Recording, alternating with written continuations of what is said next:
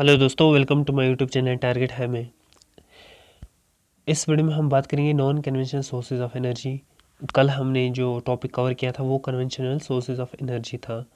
आज का हमारा टॉपिक रहेगा non conventional sources of energy. ठीक है, तो कन्वेंशनल सोर्सेज ऑफ एनर्जी में हमने कुछ टेक्नोलॉजीज़ भी देखी थी जिसमें उन कन्वेंशनल सोर्सेज को इम्प्रूवमेंट किया जा सकता है। और आज का हमारा टॉपिक रहेगा non conventional sources of energy. साथ ही मैं बता दूं, इसकी पीडीएफ फाइल हम आपको डिस्क्रिप्शन बॉक्स में प्रोवाइड करेंगे, वहां से आप इसे डाउनलोड भी कर सकते हैं। तो चलिए स्टार्ट करते हैं हमारा आज का lecture, non conventional source of energy. तो ये जो non conventional sources of energy है ना, ये रिसेंटली डिस्कवर्ड किए गए सोर्सेज ऑफ एनर्जीज हैं। ठीक है, जो हमने पढ़े थे ना कन्वेंशनल सोर्सेज, वो थे जो हम मतलब सालों भर जो है यूज़ करते आ रहे हैं। ठीक है, ये रिसेंटली डिस्कवर्ड किए गए सोर्सेज ऑफ एनर्जीज़ हैं। ठीक है, जिसमें से हमें एग्जांपल्स जिसकी है सोलर एनर्जी, इसकी एग्जांपल है न्यूक्लियर एनर्जी, इसकी एग्जांपल है जियो थर्मल एनर्जी और एनर्जी फ्रॉम सी। तो ये सारे क्या हैं? Non conventional sources of energy.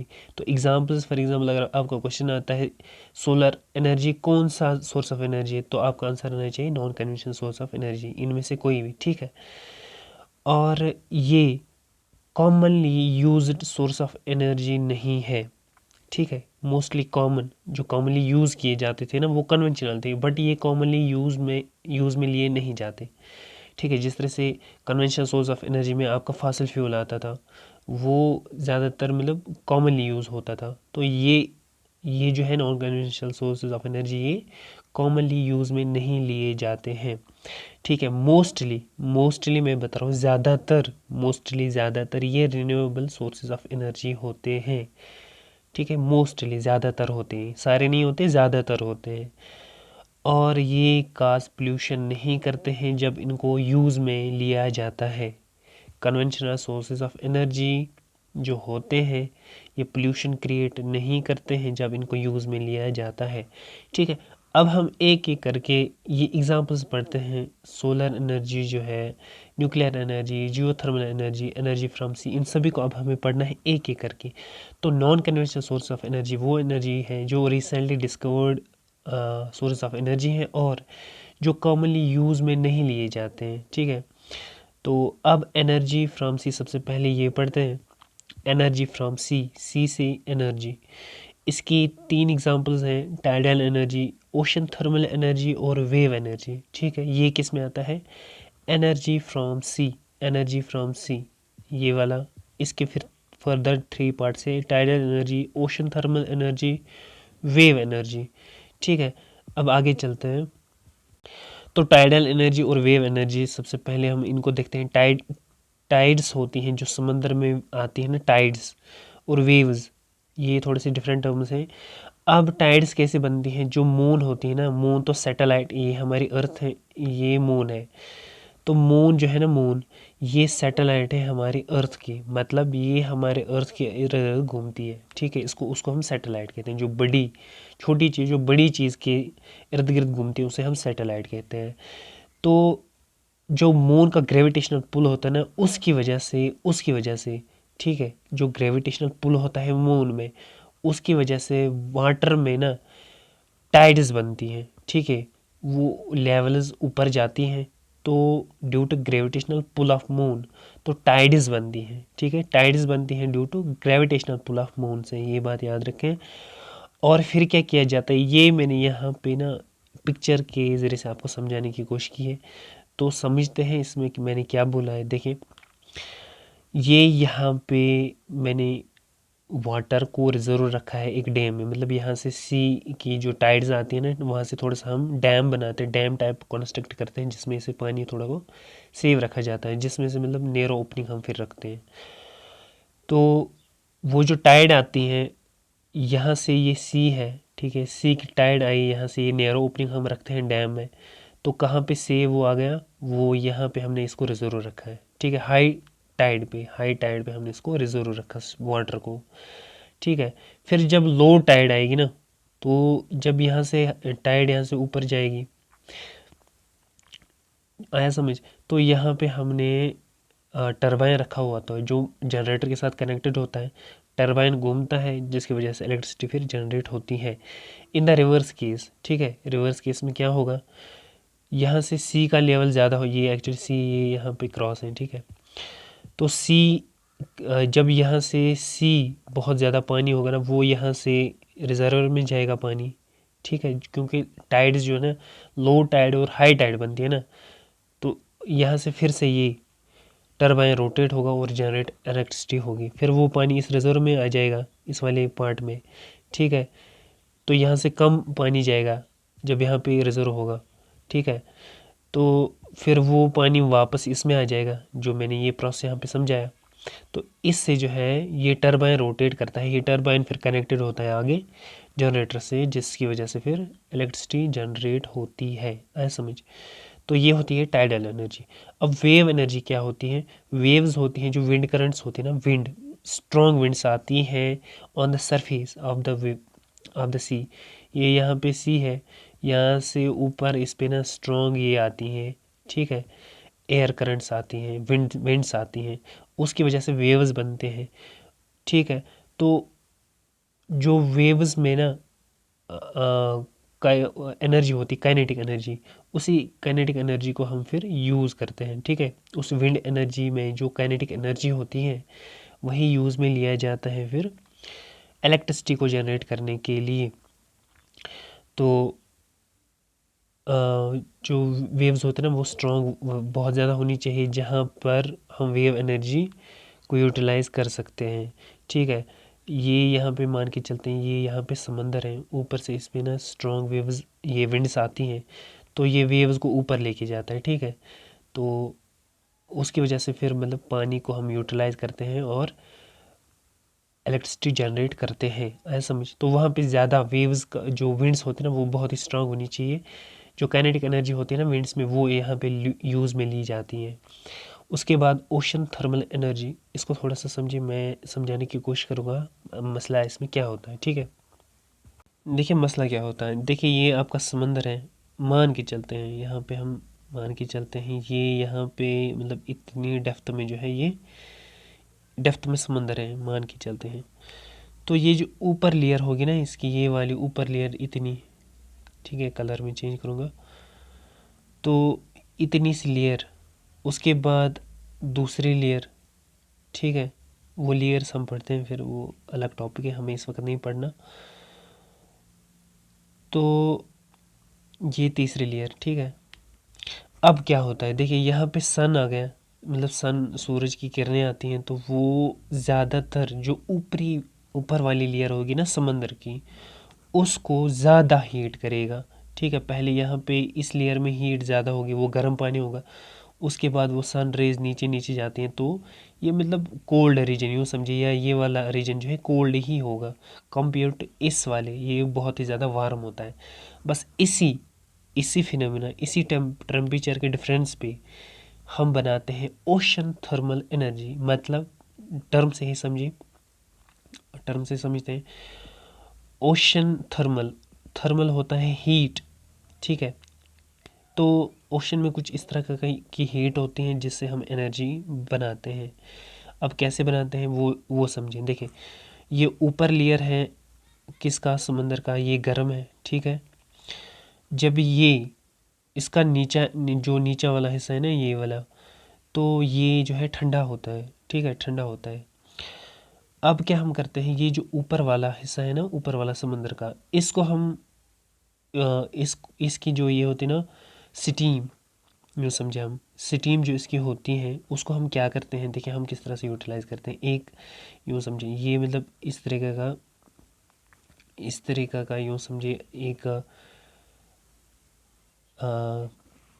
तरीक़े का रिजर्वर या ड्रम या समथिंग, जिसमें मतलब हम रखते हैं लिक्विड अमोनिया को, लिक्विड यहाँ पे अमोनिया होता है, ठीक है, अमोनिया होता है, ठीक है।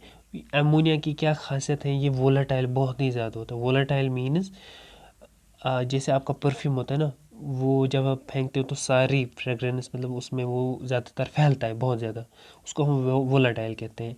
तो अमोनिया भी वो भी वोलाटाइल ही होता है, ठीक है। अब यहाँ से हमने जो वार्म वाटर होता है ना सरफेस का, ये बॉयल होने में इस अमोनिया की हेल्प करता है। ठीक है, जब ये अमोनिया बॉयल हो जाएगा, इसमें क्या होगा, स्टीम जनरेट होगा। ये वोलेटाइल है, बहुत ही ज़्यादा स्टीम इसमें जनरेट होगा। तो वो स्टीम बहुत ज़्यादा हाई प्रेशर से वो अमोनिया की हाई ज़्यादा स्पीड, ठीक है, रोटेट हेल्प करेगी रोटेट होने में जनरेटर को। फिर से मैं समझाता हूँ फिर से। हम क्या करते हैं, जो पानी की ऊपर लेयर होती है ना, ऊपर लेयर जो वार्म होती है, वो बॉयल करती है हमारे जो कंटेनर होता है, उसमें अमोनिया होता है, वोलेटाइल सब्सटेंस। उस अमोनिया में बहुत ज़्यादा प्रेशर बढ़ जाता है। वो प्रेशर पाइप्स की वजह से जो है रोटेट करवाता है हमारे जनरेटर को। जनरेटर फिर क्या करता है, इलेक्ट्रिसिटी जनरेट करता है। अब चूँकि अमोनिया वोलेटाइल गैस है ना, तो इसको हम फिर से लिक्विड में बनाने के लिए, लिक्विड में चेंज करने के लिए, ठीक है, लिक्विड में चेंज करने के लिए ये जो नीचे वाला पानी होता है, नीचे वाला कोल्ड वाटर होता है, वो हम यूज़ करते हैं इसको कोल्ड करने में। ये फिर से लिक्विड में बनता है, यहाँ से फिर से बॉयल होगा, फिर से ये इसमें जो है गैस बनेगी, वोलेटाइल बनेगा, हाई प्रेशर क्रिएट होगा, जनरेटर कंटिन्यूसली चलेगा। ये यहाँ से मतलब ये प्रोसेस फिर कंटिन्यू चलता रहता है। आया समझ यहाँ तक? अब यही मैंने यहाँ पे लिखा है कि सरफेस जो सी का होता है वो हीट जो होता है बाय सन से, एक्चुअली डिफरेंसेस होते हैं टेम्परेचर, डिफरेंस होता है टेम्परेचर। जो लेयर्स होती हैं सी की जो लेयर्स होती हैं उनमें टेम्परेचर का डिफरेंस होता है, ठीक है। इस वजह से ये प्रोसेस हो जाती है। जिस डिवाइस से हम ये ओशन थर्मल एनर्जी प्रोसेस करते हैं, उसको हम कहते हैं, उस डिवाइस को, ocean thermal energy conversion power plant. तो इससे हम ये एनर्जी यूटिलाइज करते हैं।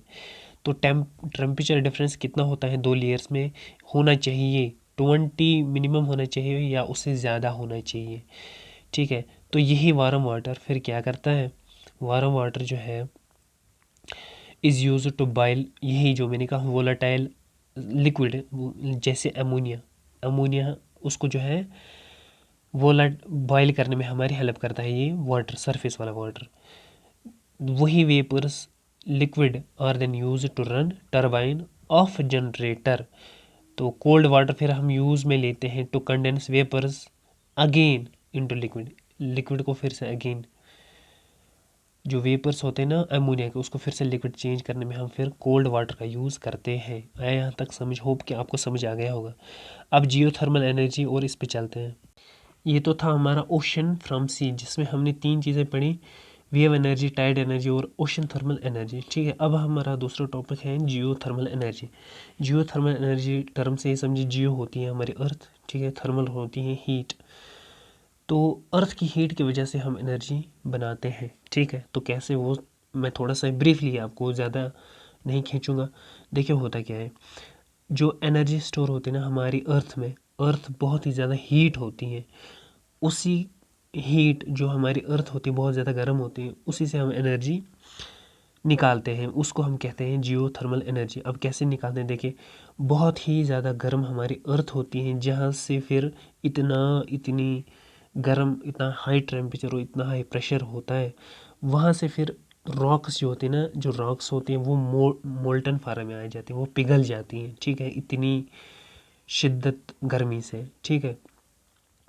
तो वही बनते हैं, मतलब डीपर पार्ट, हमारी अर्थ के डीपर पार्ट सेक्शन में, ठीक है।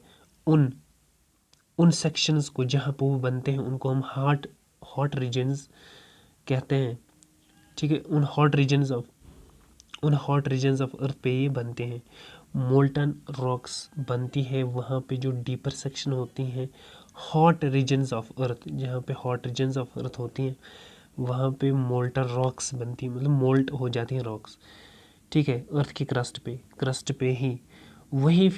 वही जब मोल्टन फार्म में आ जाते हैं, वही फिर पुश हो जाते हैं ऊपर की तरह, ठीक है। मैं समझाता हूँ थोड़ा सा, देखिए ये फॉर एग्जांपल अर्थ का हमारा क्रस्ट है, ठीक है, ये वाला पार्ट।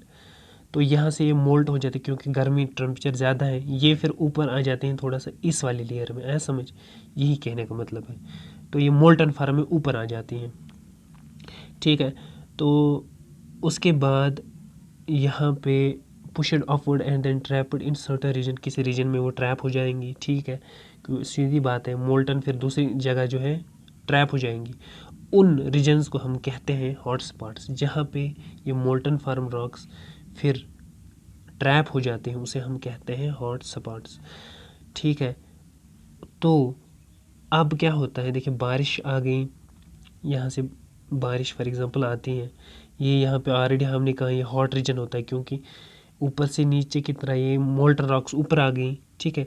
अब क्या होता है, जब अंडर वाटर या ऊपर की तरह जो सतह होती है, अंडर वाटर जो होता है, जो जब इन कांटेक्ट आता है ना इसके, इस मोल्टन रॉक्स वगैरह, ठीक है, वहाँ से स्टीम जनरेट होती है, सीधी सीधी सी बात है, वहाँ तो स्टीम ही जनरेट होगी।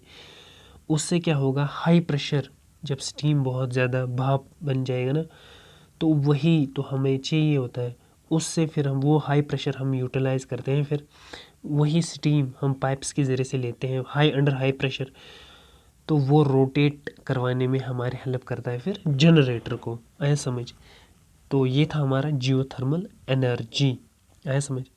फिर से मैं थोड़ा सा ब्रीफ कर दूंगा। देखिए जियोथर्मल एनर्जी वो होती है जो हमारी अर्थ होती है ना बहुत ज़्यादा गर्म, ठीक है, उससे हम एनर्जी बनाते हैं, उसको हम कहते हैं जियोथर्मल एनर्जी। अब कैसे बनाते हैं, देखिए बहुत ज़्यादा हमारी गर्म जब अर्थ होती है वहाँ से मोल्टन रॉक्स फॉर्म हो जाती हैं क्योंकि बहुत ही ज़्यादा हाई टेम्परेचर होता है ज़मीन के नीचे। तो मोल्टन रॉक्स जो है बनती हैं deeper section regions of earth crust के डीपर सेक्शन में बनती हैं मोल्टन रॉक्स। फिर वो दूसरी जगह पुश हो जाती हैं, जब वो मोल्टन रॉक्स जो है पुश हो जाती हैं दूसरी जगह पर, तो अंडरग्राउंड वाटर इन कांटेक्ट जब इसके आता है ना, वहाँ से बहुत ही ज़्यादा स्टीम हाई प्रेशर का बनता है जो हम पाइप्स के ज़रिए से लेते हैं। वही स्टीम फिर हेल्प करता है रोटेट जनरेटर को करने में, फिर जनरेटर क्या करता है, इलेक्ट्रिसिटी प्रोड्यूस करता है। अब नेक्स्ट है हमारा न्यूक्लियर एनर्जी। न्यूक्लियर एनर्जी वो एनर्जी होती हैं तब रिलीज़ होती हैं जब हम कोई भी न्यूक्लियर रिएक्शन करते हैं। अभी न्यूक्लियर रिएक्शन क्या होता है इसको भी थोड़ा सा मैं समझाने की कोशिश करूँगा। तो इससे पहले मतलब न्यूक्लियर एनर्जी तो आज हीटिंग पर्पस के लिए एनर्जी एज एनर्जी यूज़ होता है। इससे पहले इसको यूज़ में लिया जाता था फॉर डिस्ट्रक्टिव पर्पसेस के लिए।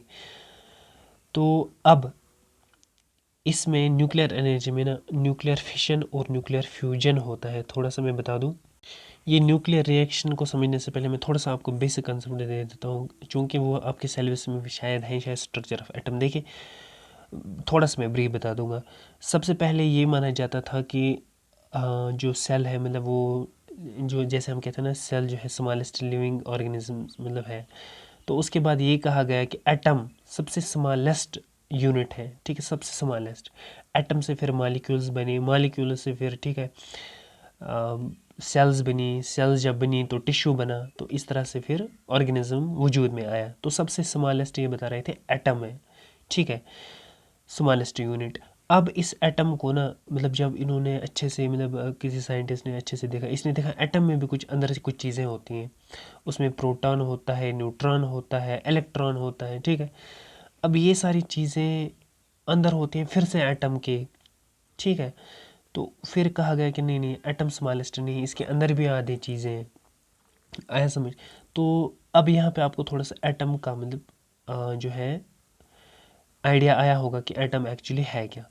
अब हम क्या करते हैं, जब अब इस एटम में ना मैंने कहा न्यूट्रॉन होता है, प्रोटॉन होता है और इलेक्ट्रॉन होता है, और बीच में इसके एक चीज़ होते हैं जिसे हम न्यूक्लियस कहते हैं, ठीक है, न्यूक्लियस कहते हैं। तो ये एक्चुअली एटम के सेंटर पार्ट में होता है। अब इन्हीं न्यूक्लियस के मतलब जब हम रिएक्शन करवाते हैं तो उन्हीं को हम न्यूक्लियर रिएक्शन कहते हैं। अब न्यूक्लियर फ्यूजन और फिशन क्या होता है, नाम से ही पता है। फिशन होता है दो चीज़ों में बंटना, एक चीज़ का दो चीज़ों में बंटना, वो होता है फिशन, फिशन हो जाना। और फ्यूजन होता है दो सेपरेट चीज़ों का मिलना, बस इतना याद रखें तो आपको समझ में आ गया होगा। अब यहाँ पे हम क्या करते हैं, न्यूक्लियस होता है, हेवी एटम्स होते हैं, ये ज़बरदस्त हैवी एटम्स होते हैं। एटम्स मैंने बता दिया आपको अभी। तो कि कौन कौन सा एटम, जैसे यूरेनियम, जैसे प्लूटोनियम, जैसे थोरियम, ठीक है, ये हैवी एटम्स होते हैं। इनका जो न्यूक्लियस होता है, ठीक है, न्यूक्लियस होता है, ये हैवी हैवी न्यूक्लियस होता है। अब इसी न्यूक्लियस को, यूरेनियम के न्यूक्लियस को या प्लेटिनियम के न्यूक्लियस को या थोरियम के न्यूक्लियस को हम क्या करते हैं, इसको हम तोड़ते हैं। मैंने क्या कहा, फिशन है, इसको हम तोड़ते हैं। कैसे तोड़ते हैं, हम इस पे बम्बार्ड करते हैं एक लो एनर्जी न्यूट्रॉन से। अब न्यूट्रॉन भी मैंने आपको बताया क्या है, ये एटम में ही एक चीज़ होती है। तो बाहर से हम इस पे बम्बार्डमेंट करते हैं, किस पे, यूरेनियम पे भी कर सकते हैं, प्लेटिनियम में भी कर सकते हैं, थोरियम पे भी कर सकते हैं। जब इस पे बम्बार्ड की जाते हैं तो ये यूरेनियम ब्रेक डाउन होता है, ठीक है, ब्रेक डाउन होता है दो न्यूक्लियसिस में, उसी को हम कहते हैं न्यूक्लियर फिशन। तो इससे ना बहुत ही ज़्यादा tremendous amount of heat release होती है। तो वही एनर्जी, हीट एनर्जी हम फिर यूटिलाइज में ले लेते हैं। इसी को हम कहते हैं न्यूक्लियर फिशन। अब फ्यूजन इसका अपोजिट है। न्यूक्लियर फ्यूजन में हम ये करते हैं, देखिए, क्योंकि ये जो न्यूक्लियस होता है ना, बीच वाला सेंटर, ये पॉजिटिवली चार्जड, और दूसरा हम लाएंगे इसके साथ, इसको ऐड करवाना है। इसके लिए बहुत ही ज़्यादा हमें मिलियंस ऑफ प्रेशर और टेम्परेचर की ज़रूरत पड़ेगी इसको मिलाने के लिए, ठीक है। अब चूँकि यहाँ पे ये हैवी ऑलरेडी, यहाँ पे ना ऑलरेडी हैवी एटम्स थे, ये यहाँ पे जब ये हैवी एटम्स ब्रेक डाउन होगी, ये थोड़ी हैवी रहेंगे फिर, ये तो मतलब लाइट एलिमेंट्स में फिर होंगे ना, लाइट एटम्स में कन्वर्ट होंगी, एलआईजी लाइट एटम्स में होंगी। तो ये फिर इसमें होती है। अब यहाँ पे हम न्यूक्लियर फ्यूजन में लाइट टू या मोर न्यूक्लियस ऑफ लाइट एलिमेंट्स, जैसे हाइड्रोजन या हाइड्रोजन के आइसोटोप्स, यानी कि ये फार्म्स ही होती हैं, हाइड्रोजन की फार्म्स ही होती हैं, इनको हम हाइड्रोजन आइसोटोप्स कहते हैं। इन्हीं को हम कंबाइन करवाते हैं, ठीक है। हाइड्रोजन का एक मतलब हाइड्रोजन वन, इस तरह से हाइड्रोजन टू, ये मतलब आइसोटोप्स हैं फॉर एग्जांपल इसके। इन्हीं को हम फिर आपस में मिलाते हैं, इनके न्यूक्लियस को आपस में मिलाते हैं, उसी को हम कहते हैं न्यूक्लियर फ्यूजन। जब हम इसको मिलाते हैं ना, इनको मिलाने से tremendous amount of heat release होती है, मिलाने से, ठीक है, मिलाने से बहुत ही ज़्यादा हीट रिलीज होती है। तो वही हीट एनर्जी फिर हम यूटिलाइज में ले लेते हैं। ऐसा समझ, जैसे इसकी एग्जांपल सन में, स्टार में, हाइड्रोजन बम में। हाइड्रोजन बम एटम बम से भी ख़तरनाक होता है, मतलब हम कहते हैं एटम बम से भी हाइड्रोजन बम ज़बरदस्त होता है। ऐसा माना जाता है जो एटम बम होता है ना, एटम बम स्टार्ट करता है हमारे हाइड्रोजन बम को। अब आप खुद समझें कि हाइड्रोजन बम कितना ख़तरनाक होगा। तो इसमें जो प्रोसेस होती है वो क्या होती है, न्यूक्लियर फ्यूजन होती है, जिसमें हम स्मॉलर लाइट न्यूक्लियर एलिमेंट्स को मिलाते हैं और एक हेवी न्यूक्लियस बनाते हैं, ठीक है। तो ये था आपका न्यूक्लियर फ्यूजन। अब लास्ट पे यहाँ पे मैंने नहीं लिखा सोलर एनर्जी के बारे में, ठीक है, ये भी याद रखें, ये भी जो है हमारा non conventional source of energy, solar energy. ये एक्चुअली मैंने अभी कहा कि सन में क्या होता है कि सोलर एनर्जी में इसमें हाइड्रोजन प्लस हीलियम ही, अगर हीलियम एच ई, ठीक है, हाइड्रोजन और हीलियम सन में ना प्रोसेस जो होती है ना, हाइड्रोजन और हीलियम वहाँ पे मिलते हैं, तब जाके इतनी tremendous amount of heat and energy आप यहाँ पे सन को बर्न हुआ देखते हैं। तो प्रोसेस वहाँ पे क्या होती है, सन में हाइड्रोजन और हीलियम आपस में मिलते हैं वहाँ पे, ठीक है, अंडर हाई प्रेशर टेम्परेचर वगैरह जो भी कंडीशंस वहाँ पे होती है। तो एक्चुअली हाइड्रोजन और हीलियम वहाँ पे मिलते हैं सन में, इसी वजह से जो है आप इतनी हीट और एनर्जी देता है। अब सोलर एनर्जी में हम क्या करते हैं, हम सोलर पैनल्स लगाते हैं, ठीक है, सोलर पैनल्स लगाते हैं ना, वहाँ से फिर ऐसे सोलर पैनल्स लगाए हमने, यहाँ से सन की रोशनी कंटिन्यू इन पे पड़ती है, ठीक है। तो ये सोलर एनर्जी फिर इलेक्ट्रिक एनर्जी में कन्वर्ट होते हैं। तो ये प्लेट्स जो सोलर पैनल्स में लगते हैं ना, प्लेट्स, इनको हम ये मेड अप ऑफ सिलिकॉन के होते हैं, ये याद रखें, सिलिकॉन के बने हुए होते हैं। तो सिलिकॉन के बने हुए होते हैं, यही फिर कन्वर्ट करता है इलेक्ट्रिक एनर्जी में।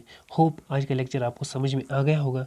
मिलते हैं किसी नेक्स्ट वीडियो में, तब तक के लिए अल्लाह हाफ़िज़।